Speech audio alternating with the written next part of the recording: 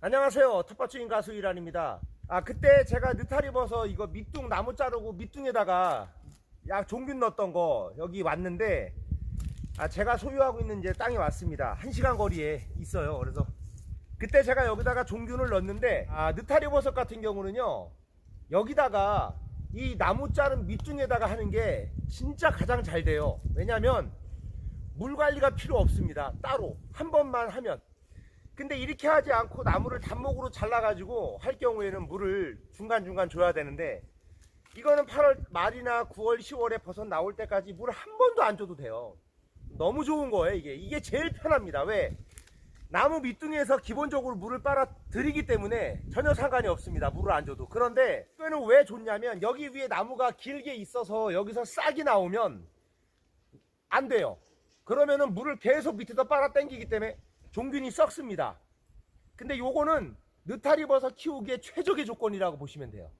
그래서 이런 나무에다 밑둥에다 안 하실 거면은, 제가 그 전에도 해드렸는데 앞에 나무를 나무를 그냥 통나무를 잘라가지고 땅에다가 그냥 박으세요. 처음부터. 제가 그때 종균을 박아놓고 갔는데, 조금 종균을 많이 넣으면 좋아요. 종균을 좀 많이 위에다가 도포해두면 훨씬 잘 됩니다. 그래서 종균 작업을 하려고 왔어요. 소나무, 전나무, 은행나무를 제외한 모든 나무가 다 됩니다.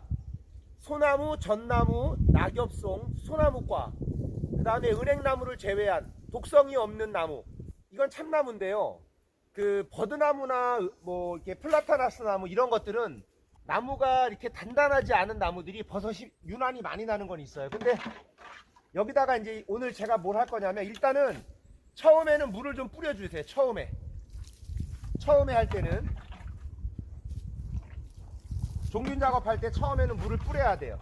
이게 비 온 날 하면 참 좋습니다. 이게 비 온 다음 날 일부러 물을 못 주실 때는. 그리고 이제 인터넷에 이거 종균 팔아요. 몇천 원 안 하거든요. 이거 사셔가지고 잘게 부숴가지고요, 바가지에다가 이런 큰 나무 하나에 종균 하나 갖고 많고, 이런 큰 나무 하나에 종균 한 반 통 정도 되면 됩니다. 근데 종균을 많이 하면요 더 좋아요. 버섯이 종균을 많이 하면 배양이 잘 됩니다. 그리고 종균 많이 하면 버섯이 많이 나와요.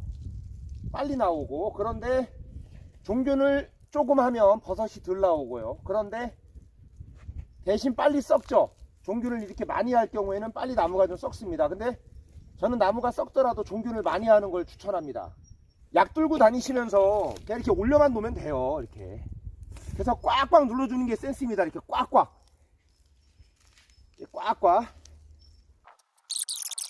이거는요 200% 나옵니다. 가을에. 그 다음에 까만색 비닐로 덮으시고요. 덮고 나서 꽉 묶어 두시면 됩니다. 공기가 안 통하게 꽉 묶으세요. 이렇게 되면 끝난 거예요. 온도 관리를 잘해야 되고, 습도 관리예요. 습도 관리하고 온도 관리예요. 이거는 그냥 와서 이렇게 도포하고 그냥 기다렸다가 5월 말 6월 초에 벗겨내고 차광망 덮어주시고, 그리고 나서 이제 가을에 나오는 거예요. 그래 이렇게 하면 3, 4년 동안 실컷 따먹습니다. 네, 이렇게 비닐을 덮어놓은 다음에 5월 말일이나 6월 초 정도에 30도 정도 온도가 올라가면 벗겨내야 돼요. 이게 느타리 버섯 같은 경우는 35도 이렇게 되면 종균이 죽어버립니다. 그래서 시원하게 해줘야 되는데, 여긴 숲속이기 때문에 그늘 같은 경우 걱정을 안 해도 돼요. 그런데 그래도 만약에 기회가 되신다면 채광망을 5월 말일이나 6월 초에 덮어주시면 좋고요.